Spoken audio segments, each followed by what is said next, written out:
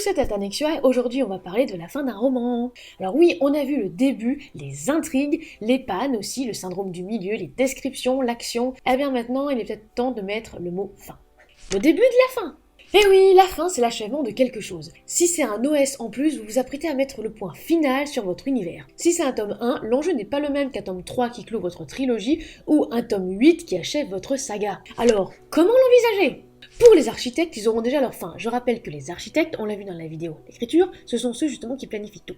Les jardiniers ne la verront peut-être pas venir, et pour les 13e voix, comme moi, eh bien très souvent on va laisser nos personnages en fait décider. On va voir, soit on va faire un plan pour la scène de fin, soit justement pas de plan. Alors déjà, posez-vous des questions. La fin est-elle logique? A-t-elle évolué entre le début de votre histoire et le point final? Est-ce qu'elle était prévue ou non? La fin aurait-elle été différente si les personnes n'avaient pas fait ça ou autre? Si je vous dis ça, c'est pour vérifier la cohérence. Les personnages ont dû évoluer durant votre récit, donc la fin doit être en adéquation avec cette évolution. Caractère aussi et les épreuves qu'ils ont subies. Avez-vous dû tout expliquer? Je n'aime pas quand tout est expliqué car pour moi, il faut quand même laisser le lecteur réfléchir et tirer ses conclusions. Bon, sauf pour un ouvrage de jeunesse, pour la malédiction de Cholva, il y a certaines choses même à la fin qu'on a expliquées avec ma directrice éditoriale pour que ça colle, on va dire, avec le public visé, soit 10-12 ans. D'autres vont dire qu'ils préfèrent quand tout est expliqué, voire répété plusieurs fois dans le récit, donc c'est un petit peu à vous de doser, en fonction aussi de si c'est un OS ou une saga. Il est clair que dans un OS, tout doit être expliqué, et si possible, au fur et à mesure du récit pour pas qu'on ait tout d'un coup. Alors que pour une saga, c'est pas forcément dérangeant, et là je parle aussi bien sûr pour moi, que dans le tome 1, il n'y a pas beaucoup d'explications, surtout si par exemple il y a 8 tomes qui suivent. La fin est-elle prévisible ou non?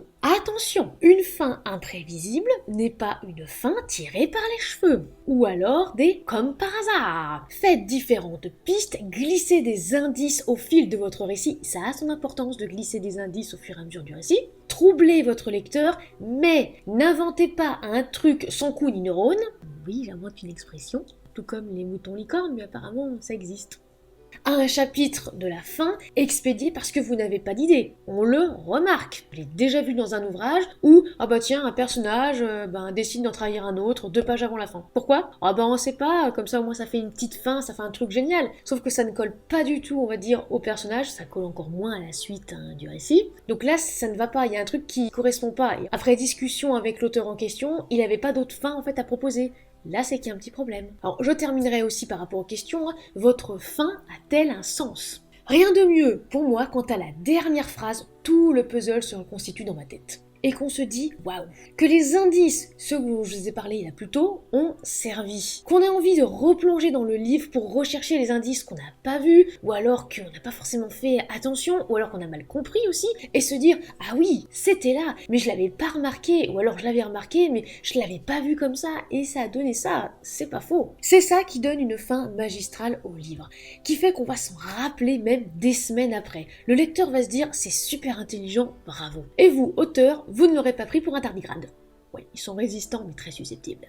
Pour un exemple, alors je l'ai trouvé sur le site dans5ans.com, une fin heureuse très connue, c'est dans Pride and Prejudice de Jane Austen. Et pourtant, il nous reste toujours le fait irréductible que Madame Bennet, Lydia et Wickham continueront de poser problème à l'avenir. Les problèmes qu'ils posent seront de nature légèrement différente à la suite des événements de cette histoire, mais ils seront toujours là, car ils sont inextricablement liés à ces personnages. Là, dans cet exemple, ça signifie que les personnages vont continuer leur vie. Le lecteur doit comprendre cela, il faut pouvoir le rêver. Si par exemple vous faites une fin brutale sur un OS, par exemple, je parle surtout, et que finalement soit ça n'a rien changé par rapport au début, soit il y a eu peu d'évolution, soit on se demande un peu pourquoi cette fin elle est là comme ça, que ce soit heureuse ou pas heureuse, ça va bloquer en fait. Pour finir avec cette catégorie, je dirais, le but d'une dernière page du roman est-il uniquement de donner un dénouement à l'histoire? Vous avez 4 heures. Non, c'est pas une blague, c'est une vraie dissertation qui existe, surtout pour les littéraires. Donc si ça vous intéresse, il y a un lien dans les sources avec un petit peu les corrigés d'Anna Bach. Alors oui, ça peut être un dénouement, mais il faut aussi avoir avancé sur l'intrigue. Je rappelle, fiche sur l'intrigue, si jamais vous ne vous en souvenez plus. Car si aucune intrigue, aucun conflit ou aucune révélation n'arrive, par exemple, bof quoi. Pourquoi c'est important ? Alors ça m'est arrivé de lire un ouvrage et de me dire franchement c'est pas mal de tout et sur la fin d'être déçu. Or dans mes barèmes, beaucoup de points sont accordés à la fin. Alors évidemment il peut y avoir une fin heureuse ou non, une fin fermée ou ouverte, mais il faut que ça reste cohérent. Alors RSTR sur Twitter a fait un petit sondage justement pour vous demander, à vous lecteurs, comment ça se passe si tout le roman vous a un petit peu déçu, si le récit justement n'allait pas, mais que la fin tout est retourné et que c'est magistral. Sans spoiler, pour beaucoup, une grande majorité en fait des lecteurs, ça ne rattrape pas forcément le récit. Et oui, et ça je vais vous l'expliquer encore un petit peu plus après, il faut vraiment que ce soit cohérent et que sur tout le long du récit, on soit accroché. Car franchement, il y en a qui vont peut-être décrocher, on va dire, avant, et qui, au bout d'un tiers du roman, vont dire « Ah non, mais là j'arrive pas à accrocher, et tant pis ». Alors pour la suite, attention spoiler, avancez la vidéo de 40 secondes, parce que je vais dire un truc par rapport à la fin de Rattrape-moi. Dans Rattrape-moi, mes protagonistes à la fin s'accordent sur le fait qu'ils sont ensemble mais indépendants et qu'ils ne se marieront jamais et n'auront pas d'enfants car c'est cohérent pour eux. C'est cohérent dans leur fiche personnage, c'est cohérent dans leur caractère. Ni l'un ni l'autre dans toute l'histoire ne veut autre chose. Si j'avais fini sur ils se marièrent et eurent beaucoup d'enfants, ça aurait été incohérent, ou alors cheveux sur la soupe puisque justement ça n'allait pas. Pour autant, c'est une fin heureuse.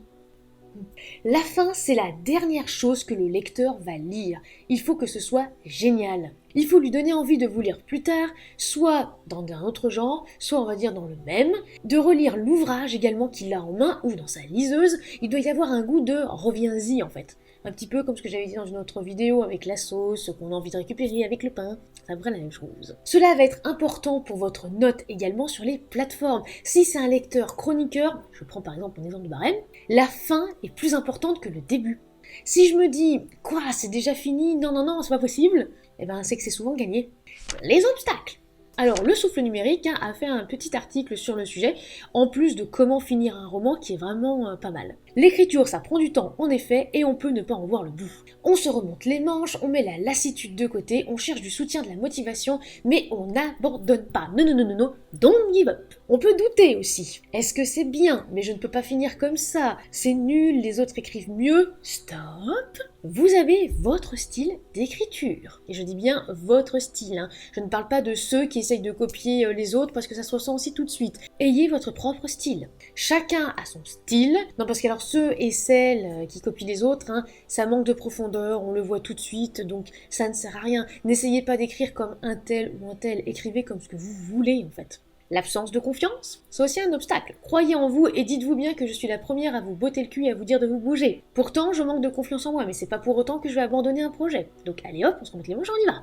Est-ce que le projet n'est pas trop grand? Ça peut être aussi un obstacle à ne pas pouvoir finir un roman. Si vous vous êtes lancé dans trop grand pour vous, ça arrive, mettez ce projet de côté. Mais il ne faut pas pour autant que vous l'abandonnez et il ne faut pas pour autant que vous broyez du noir comme ça pendant des années. Écrivez une novella, écrivez pourquoi pas une nouvelle. Alors oui, il y aura des vidéos, comment écrire une nouvelle, parce que c'est pas forcément plus simple, mais ça peut, on va dire, vous débloquer. Et peut-être qu'après, vous allez retourner sur votre projet initial pour écrire la fin. Vous ne devez pas perdre goût en l'écriture, donc ne vous forcez pas à faire quelque chose que vous détestez, ça va être pire. C'est quoi votre objectif? Gardez-le en tête du début à la fin. Vous êtes bloqué sur la fin, patientez, prenez du recul ou informez vos alphas et vos bêtas. Ça peut arriver d'avoir cet obstacle sur la route, faut juste le franchir avec ou sans aide, mais le franchir quand même. La pression. Alors c'est sûr que si vous vous mettez la pression avec par exemple une deadline, je veux publier cet ouvrage avant le 1er mai 2020 et pas le 3, vous risquez de flancher. Parce que oui, au début tout va aller bien, ça va aller très vite, puis à un moment vous allez craquer. Alors certains aiment travailler sous pression, je leur jette pas la pierre,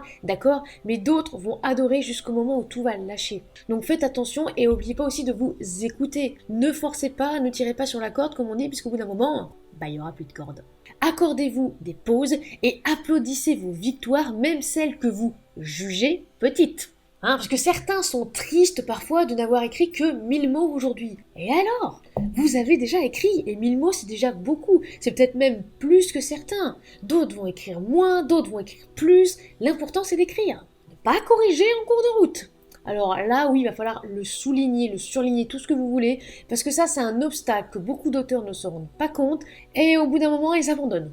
Un passage que j'ai adoré là sur le soufflenumérique.com, c'est celui-ci. Vous aurez compris que le perfectionnisme n'est pas le meilleur ami à avoir quand on souhaite boucler son roman. Vous êtes perfectionniste dans l'âme, dites-vous bien que vous aurez tout le temps de devenir tatillon quand sera venu le moment de corriger votre texte. Oui, pas avant. Pourquoi? Tout simplement parce que ça peut être complètement contre-productif.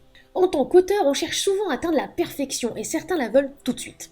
Or, il faut savoir rester humble et comprendre que nous n'écrirons jamais l'œuvre ultime du millénaire. Contrairement à ceux qui viennent vous voir en MP pour vous dire « Achète mon ouvrage, c'est le meilleur de tous !» Non, ça part un peu mal comme ça.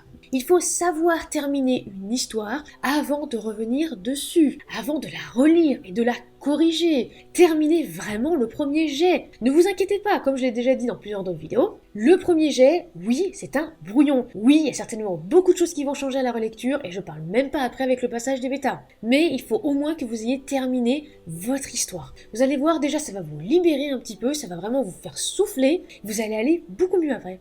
Épilogue ou pas? Alors, d'après une solution des mots fléchés, je suis très sérieuse, l'épilogue désigne la fin d'un roman. C'est la dernière partie, la conclusion d'une œuvre plus exactement. L'épilogue n'est pas vraiment nécessaire si vous avez mis un point final à l'ouvrage. Alors, ne vous forcez pas à en écrire un. Hein. Si vraiment vous n'avez pas envie d'en faire, n'en faites pas parce que très souvent après, c'est casse-gueule. Et attention, vous ne devez pas utiliser tout comme le prologue, la fiche sur prologue contre chapitre 1, l'épilogue pour résumer le récit ou donner une solution à une énigme. Non, ça doit être fait dans le dernier chapitre de l'histoire. On peut faire une révélation, par exemple, ça oui, histoire de dire mais il y aura peut-être une suite en fait, hein. Cette révélation peut amener le lecteur à se dire « ce n'est pas fini ». Mais alors non, on ne clôt pas une intrigue dans l'épilogue, non. En plus, je vous dis ça juste comme ça, moi je connais des lecteurs pour qui les prologues et les épilogues, des fois ils ne les lisent même pas. Des fois ils ont peur, on va dire, d'être spoilés pour les suites et ils ne les lisent pas. Donc si vous vous amusez en fait à terminer une intrigue dans l'épilogue, bah ils vont jamais le savoir. Et après ils vont démarrer le tome 2 en se disant j'ai loupé quelque chose. Mon expérience. Oui, alors mon expérience à moi, du coup, comment je termine mes romans. Alors, si vous n'avez pas envie de savoir comment je termine mes romans, par exemple, sous peine de spoiler ou parce que ça vous intéresse pas, passez directement, j'ai mis le lien dans la description, à En Bref pour avoir le résumé de cette vidéo. Alors, souvent, vu que je suis la team troisième voie, hein, c'est vrai que la fin, je ne la planifie pas. J'avais planifié une seule fois la fin, c'était pour Rattrape-moi, mais finalement, en fait, c'est pas du tout cette fin-là hein, qui a eu lieu, puisque mes personnages ont fait absolument n'importe quoi durant tout le truc, donc j'ai dit adieu plan.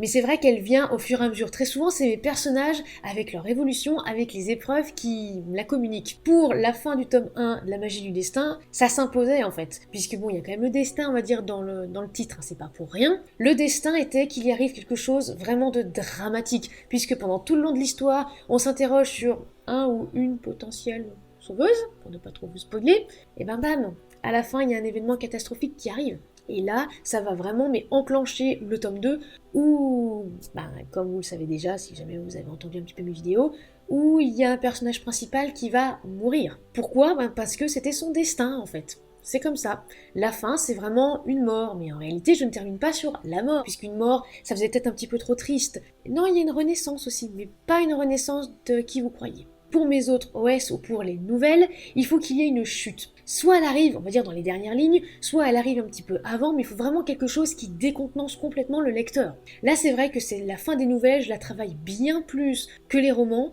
surtout parce qu'il faut vraiment que ça attire tout de suite. Alors après, si jamais vous avez vraiment envie d'en savoir plus, je vous ferai peut-être carrément, on va dire, une vidéo sur les fins, puisque je sais qu'il y en a pas mal qui m'ont demandé en MP comment je terminais une histoire, comment on va dire je faisais le squelette d'une histoire, mais ça, on verra ça pour plus tard, parce que pour l'instant, c'est vous qui m'intéressez. En bref, ne pas négliger la fin. Comme le dessert pour un repas, coucou les jurys de Top Chef, c'est la dernière chose que votre lecteur va lire. Donc on ne néglige pas la fin. On reste cohérent. Ne faites pas une fin cheveux sur la soupe, parce qu'alors là, déjà, ça se ressent mais tout de suite que vous aviez pas d'idée, que vous avez mis ça. Et en plus, si c'est pas logique par rapport au personnage ou par rapport à leur personnalité, là ça me fait décrocher tout de suite. Ne corrigez pas avant la fin. Vous aurez tout le temps de le faire durant les corrections. Donc on laisse un petit peu le perfectionnisme de côté. Épilogue ou pas, c'est à vous de voir. Ne vous forcez pas à en mettre un si vous bloquez, ne vous forcez pas si vraiment vous avez mis un point final au dernier chapitre et que pour vous ça se termine là. Si jamais vous avez rien de plus à raconter, ne faites pas du blabla. Parce que alors j'ai déjà lu un épilogue de 24 pages, c'était un format poche, dans un récit, mais en réalité ça n'apportait rien, c'était juste pour faire du blabla et pour faire un roman un peu plus épais. Il n'y avait aucun intérêt. Ne vous mettez pas la pression. N'hésitez pas à demander de l'aide aux autres et surtout ne pas écraser les autres. Je le répète souvent et j'insiste là-dessus. Chacun avance à son rythme, chacun a son propre style. N'allez pas déformer le style d'un ou d'une autre auteur ou autrice. Restez courtois entre vous, restez bienveillants, ça sert à rien de se tirer dans les pattes, hein. La vie est déjà assez dure comme ça. Alors j'espère que cette vidéo vous aura plu, puisque c'est la dernière de la saison 1. Voilà, les conseils d'écriture stricto sensu sont terminés. J'en dirai pas plus parce que sinon ça va vous spoiler pour la saison 2. Bon, je présume que vous savez déjà un petit peu ce qu'il va y avoir après, hein, puisque bon, j'en parle un petit peu sur les RS. Mais voilà, ça m'a fait extrêmement plaisir de faire cette saison 1, et donc à très bientôt pour la saison 2. N'hésitez pas à vous abonner, à lâcher un like ou un commentaire, ou pourquoi pas à nous faire des dons sur les plateformes de financement participatif. Je vous ai mis absolument tous les liens et les explications dans les sources. Et en attendant que la saison 2 démarre, il y aura une chronique qui va sortir prochainement. Et je vous dis bonnes vacances pour celles et ceux qui ont des vacances et qui le sont. Et soignez votre plume!